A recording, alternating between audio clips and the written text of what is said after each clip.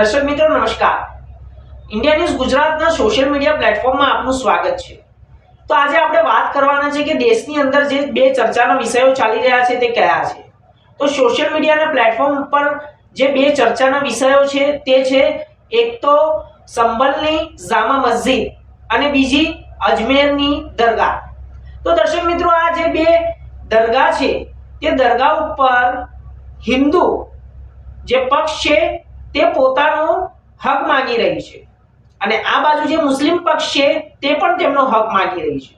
તો દર્શક મિત્રો અત્યારે હાલ દેશની અંદર આ બે મુદ્દાઓ જે વધુ પડતું ચર્ચામાં આવી ગયા છે। તો એક છે જે સંભલની જામા મસ્જિદ। તો મસ્જિદની અંદર હિન્દુ પક્ષોનું કહેવું છે કે ત્યાં એક હરિહર ભગવાનનું મંદિર હતું અને તે મંદિરને નેસ્ત નાબૂદ કરીને મસ્જિદ બનાવવામાં આવી હતી। અને દર્શક મિત્રો બીજી જગ્યા એવી છે કે જ્યાં અજમેરની દરગાહ। તો અજમેરની દરગાહમાં પણ હિન્દુઓ મોટા ભાગે ત્યાં દર્શન કરવા માટે જતા હોય છે। હવે અજમેરની દરગાહમાં પણ એવો ક્લેમ કરવામાં આવ્યો છે હિન્દુ પક્ષ તરફથી કે ત્યાં એક હિન્દુ મંદિર હતું અને ત્યાં શિવલિંગ હતું। તો દર્શક મિત્રો અત્યારે હાલ આ બે મુદ્દાઓ ગરમ છે અને આ બે મુદ્દાઓ અત્યારે દેશમાં ચર્ચાનો વિષય બન્યા છે। તો આપનું શું કહેવું છે સંભલના જામા મસ્જિદ વિશે અને અજમેરની દરગાહ વિશે? કોમેન્ટ કરીને જણાવો। નમસ્કાર।